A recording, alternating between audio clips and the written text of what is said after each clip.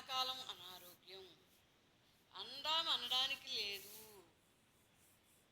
360 రోజులు వేస్తున్నారు కొన్ని ప్రాంతాల్లో కరెంటు కోతలు.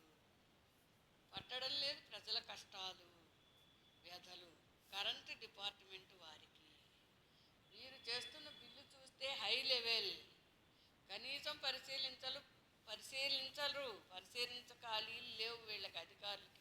కింద వాళ్ళకి చదువు అక్షర జ్ఞానం లేదు. 10th ఫెయిల్ అయిన వాళ్ళకి ఉద్యోగాలు ఇస్తాం. ఇలాంటి వాళ్ళ గురించి ప్రజల జీవన ప్రమాణం కట్టగల సమర్థతలు ప్రైస్ లెవెల్. ఎలక్ట్రిసిటీ డిపార్ట్మెంట్ నిబంధనల్లో ఉందా?